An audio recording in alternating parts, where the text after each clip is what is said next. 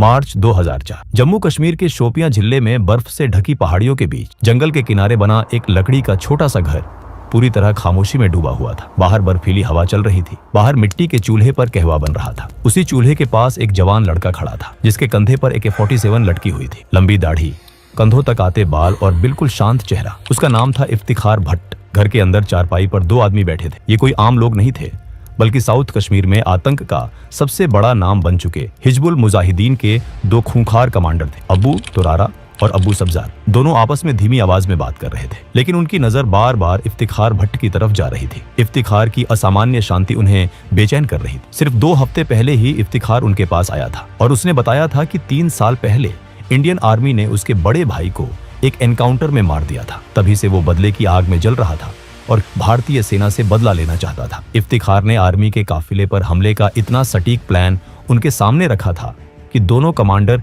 पहली नजर में ही प्रभावित हो गए थे। चेकपोस्ट की लोकेशन, गार्ड्स की संख्या, एंट्री और एग्जिट रूट, सब कुछ इतना बारीकी से तैयार था कि किसी को शक करने का मौका नहीं मिला। लेकिन आज मिशन से ठीक पहले अबू तुरारा के मन में अजीब सा संदेह उठ रहा था। उसे इफ्तिखार पर शक हो रहा था। कहवा तैयार हो चुका था। इफ्तिखार ने 3 कप ट्रे में रखे और कमरे में आकर चारपाई के पास ट्रे रख दी। अबू तुरारा और अबू सब्जार ने अपने अपने कप उठा लिए और तीनों चुपचाप कहवा पीने लगे। कुछ मिनट तक कमरे में पूरी खामोशी छाई रही। फिर अचानक अबू तुरारा इफ्तिखार को नाम लेकर बुलाता है और कहता है कि वो आखिरी बार पूछ रहा है। इसके बाद वो सीधे उसकी आंखों में देखकर सवाल करता है, तुम आखिर हो कौन? इफ्तिखार कुछ नहीं बोलता। उसकी चुप्पी अब कमरे को और भारी बना देती है। अबू तुरारा की आवाज और तेज हो जाती है और वो फिर से वही सवाल दोहराता है। इस बार इफ्तिखार धीरे से अपना कप जमीन पर रखता है, खड़ा होता है और कंधे से अपनी राइफल उतार देता है। उसकी आवाज शांत होती है, लेकिन उसमें जरा भी डर नहीं होता। वो कहता है कि अगर उन्हें उस पर जरा सा भी शक है तो वो अभी उसी बंदूक से उसे गोली मार दे। अगर भरोसा नहीं है तो ये ऑपरेशन नहीं हो सकता और उससे बेहतर है कि वो उसे यही मार डाले। अबू तुरारा AK-47 इफ्तिखार पर तान देता है। कुछ सेकंड तक कमरे में कोई कुछ नहीं बोलता। अबू सब्जार अबू तुरारा की तरफ देखता है और दोनों की आंखें मिलती हैं। तुरारा हल्के से सिर हिला देता है। इसके बाद अबू सब्जार अपनी AK-47 नीचे कर लेता है। दोनों फिर से अपने अपने कप उठाते हैं। उसी पल पिस्तौल लोड होने की आवाज गूंजती है। अगले ही पल 2 गोलियों की आवाज उस छोटे से कमरे को हिला देती। इफ्तिखार अपने कपड़ों के अंदर छुपी 9 mm पिस्टल निकाल चुका था। पहली गोली अबू तुरारा के सिर में जाती है और दूसरी गोली अबू सब्जार के सिर में। दोनों खूंखार जमीन पर गिर पड़ते हैं। कुछ ही सेकंड में साउथ कश्मीर के 2 सबसे बड़े आतंकियों की कहानी हमेशा के लिए खत्म हो जाती है। इसके बाद इफ्तिखार पिस्टल नीचे रखता है और अपना अधूरा कहवा पीने लगता है, जैसे वहां कुछ हुआ ही ना हो।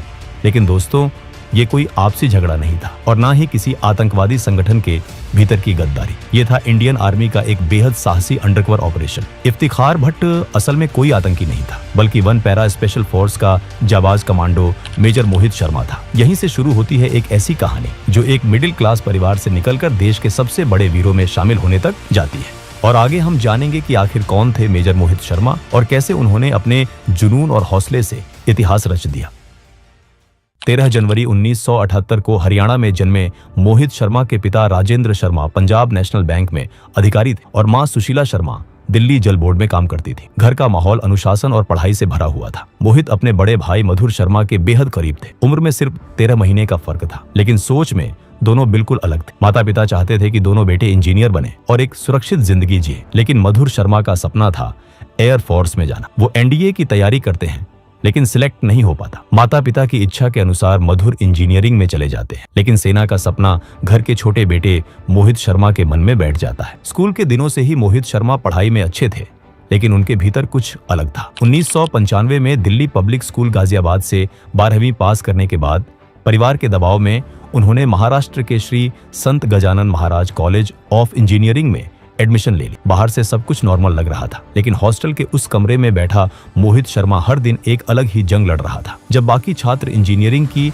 असाइनमेंट्स में व्यस्त रहते, तब मोहित NDA के सवाल हल करते, करंट अफेयर्स पढ़ते और खुद को शारीरिक और मानसिक रूप से सेना के लिए तैयार करते। मोहित ने NDA का एग्जाम दिया, लेकिन कई हफ्तों तक कोई रिजल्ट नहीं आया। उन्हें बेचैनी होने लगी। दरअसल रिजल्ट उनके घर पहुंच चुका था, लेकिन माता पिता ने जानबूझकर छुपा लिया था। उन्हें डर था कि अगर मोहित को पता चल गया तो वो इंजीनियरिंग छोड़कर फौज में चला जाएगा। लेकिन फिर मोहित शर्मा ने खुद UPSC के ऑफिस में फोन किया और अपना रोल नंबर बताया। जवाब सुनते ही उनके रोंगटे खड़े हो गए। उनका नाम मेरिट लिस्ट में था और SSB इंटरव्यू का कॉल लेटर घर भेजा जा चुका था। मोहित ने एक पल भी नहीं सोचा, वो सीधे भोपाल SSB इंटरव्यू के लिए निकल पड़े। जब माता पिता को पता चला तो उन्होंने बहुत समझाने की कोशिश की, लेकिन मोहित साफ कह चुके थे, या तो इंडियन आर्मी या फिर कुछ नहीं। बेटे के जुनून के आगे माता पिता को झुकना पड़ा। इंटरव्यू क्लियर हो गया, लेकिन असली मुश्किल अभी बाकी थी। मेडिकल में मोहित का वजन कट ऑफ से 6 किलो कम था और उसे बढ़ाने के लिए सिर्फ 4 हफ्ते का समय था। यहीं से मोहित की जिंदगी में उनकी माँ का सबसे बड़ा योगदान शुरू होता है। जो माँ पहले उनके फैसले के खिलाफ थी, वही माँ अब उनके सपने को अपना सपना बना लेती है। दूध, केला, घी, हाई प्रोटीन डाइट, हर चीज पूरी योजना के साथ दी जाती है। 4 हफ्तों में मोहित का वजन 8 किलो बढ़ जाता है। मेडिकल क्लियर होता है और भारत को वो ऑफिसर मिलने वाला होता है जो आगे चलकर इतिहास रचने वाला था। पुणे के खड़कवासला में एनडीए ट्रेनिंग के 3 साल मोहित शर्मा को फौलाद बना देते हैं। बॉक्सिंग, स्विमिंग, घुड़सवारी, हर चीज में वो आगे रहते हैं। वो बॉक्सिंग में चैंपियन बनते हैं, घुड़सवारी में ट्रॉफी जीतते हैं। लेकिन मोहित सिर्फ एक फाइटर नहीं थे, उन्हें गिटार, माउथ ऑर्गन और सिंथेसाइजर बजाना भी आता था। 1999 में आईएमए देहरादून की ट्रेनिंग के दौरान कारगिल युद्ध शुरू हो जाता है। टीवी पर हर दिन देशभक्ति की खबरें, शहीदों की कहानियां और सैनिकों की बहादुरी मोहित शर्मा के भीतर आग भर देती है। 11 दिसंबर 1999 को उन्हें मद्रास रेजिमेंट की 5वीं बटालियन में 2nd लेफ्टिनेंट के रूप में पोस्ट मिल जाता है। उसी रात जब दोस्त जश्न मना रहे होते हैं, कोई उनसे पूछता है कि वो कहाँ पोस्टिंग चाहते हैं। मोहित बिना सोचे जवाब देते हैं, वहां जहां असली लड़ाई हो, जहां आतंकियों से आमना सामना हो। 2000 में उनकी पोस्टिंग जम्मू कश्मीर के पुंछ राजौरी सेक्टर में 38 राष्ट्रीय राइफल्स के साथ होती है। यहीं पहली बार उन्हें पैरा एसएफ के कमांडोज के साथ काम करने का मौका मिलता है। उनकी बहादुरी, उनका जज्बा और उनका तरीका मोहित को अंदर तक हिला गया। तभी उन्होंने ठान लिया कि एक दिन वो भी पैरा एसएफ का हिस्सा बनेंगे। काउंटर इंसर्जेंसी ऑपरेशन के दौरान मोहित शर्मा ने जिस साहस और समझदारी के साथ काम किया, उसने उनके सीनियर अधिकारियों को भी प्रभावित कर दिया। उनकी बहादुरी और नेतृत्व क्षमता के लिए साल 2002 में उन्हें chief of army staff commendation medal से सम्मानित किया गया। जून 2003 में उन्होंने पैरा फोर्सेस के बेहद कठिन और थकाने वाले सिलेक्शन प्रोसेस को सफलतापूर्वक पार कर लिया और 1 पैरा स्पेशल फोर्सेस का हिस्सा बन गए। उनके बेहतरीन प्रदर्शन को देखते हुए दिसंबर 2003 में उन्हें कैप्टन के पद पर प्रमोट कर दिया गया। इसी समय कश्मीर घाटी में हालात तेजी से बिगड़ रहे थे। आतंकवाद एक भयानक रूप ले चुका था। हिजबुल मुजाहिदीन जैसे आतंकी संगठन स्थानीय युवाओं को बहला फुसलाकर और धार्मिक कट्टरता का सहारा लेकर अपनी ओर खींच रहे थे। इस पूरे नेटवर्क के पीछे अब्बू सब्जार और अब्बू तोरारा जैसे खूंखार कमांडर थे। ये आतंकी आम नागरिकों के बीच अपनी पहचान छुपाए रखते थे, जिससे भारतीय सेना के लिए सटीक इंटेलिजेंस जुटाना बेहद मुश्किल हो गया था। इन्हीं हालात को देखते हुए सेना को एक ऐसे सैनिक की जरूरत थी जो आतंकियों के बीच घुल मिल सके, उनका भरोसा जीत सके और अंदर से पूरे नेटवर्क को तोड़ सके। इंटेलिजेंस यूनिट को इस खतरनाक भूमिका के लिए कैप्टन मोहित शर्मा से बेहतर कोई नहीं लगा। मोहित शर्मा ने बिना हिचकिचाए इस मिशन के लिए हामी भर दी। प्लान बनाई गई कि उन्हें एक नई पहचान दी जाएगी और उनका नाम इफ्तेखार भट्ट होगा। इस नई पहचान के साथ उन्हें हिजबुल मुजाहिदीन के कमांडरों अब्बू सब्जार और अब्बू तोरारा तक पहुंचना था। भरोसा जीतने के लिए उन्होंने एक दर्द भरी कहानी गढ़ी कि 3 साल पहले भारतीय सेना ने उनके भाई को एक एनकाउंटर में मार दिया था और अब वो बदला लेना चाहते हैं। मोहित शर्मा ने खुद को पूरी तरह एक कश्मीरी के रूप में ढाल लिया। उन्होंने दाढ़ी और बाल बढ़ाए, कश्मीरी पोशाक पहननी शुरू की,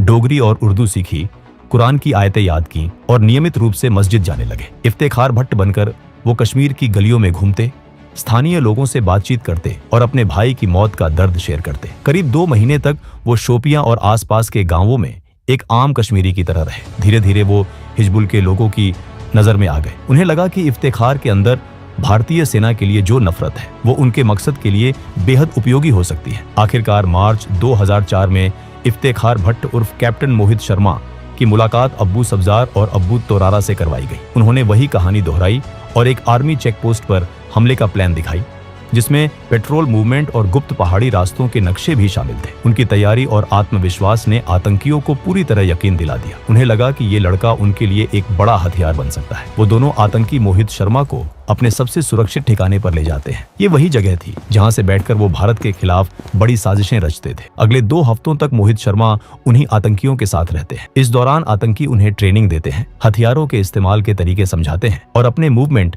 सप्लाई रूट्स और सुरक्षित ठिकानों की जानकारी भी शेयर करते हैं। आखिरकार वो दिन भी आ जाता है जब उसी हाइडआउट में भारतीय सेना पर हमले की पूरी प्लान तैयार हो जाती है। हैरानी की बात यह थी कि इस हमले का मास्टरमाइंड इफ्तेखार उर्फ मोहित शर्मा को ही बनाया गया। उसी रात ग्रेनेड की एक कंसाइनमेंट आने वाली थी। अगली सुबह 3 और आतंकी वहां पहुंचने वाले थे और फिर दोपहर तक सेना की टुकड़ी पर हमला होना था। लेकिन इसी बीच अब्बू तोरारा के मन में इफ्तिखार को लेकर हल्का सा शक पैदा होने लगता है। सब्जार से कहता है कि उसे कुछ गड़बड़ लग रही है, क्योंकि इफ्तिखार के बारे में उनके पास उसकी कहानी के अलावा कुछ और नहीं है। तभी इफ्तिखार भट्ट बने मोहित शर्मा 3 ग्लास कहवा लेकर कमरे में आते हैं। वो दोनों को कहवा देते हैं और खुद खाट के किनारे बैठ जाते हैं। तीनों के पास AK-47 राइफलें थी। फिर अचानक तोरारा सख्त आवाज में पूछता है कि सच बताओ, तुम आखिर है कौन? ये सुनकर मोहित धीरे से अपना ग्लास नीचे रखते हैं। वो खड़े होते हैं, कंधे से अपनी राइफल उतार देते हैं और कहते हैं कि अगर भरोसा नहीं है तो अभी गोली मार दो। अबू तोरारा AK-47 इफ्तिखार पर तान देता है। अबू सब्जार अबू तोरारा की तरफ देखता है और दोनों की आंखें मिलती हैं। तोरारा हल्के से सिर हिला देता है। इसके बाद अबू सब्जार अपनी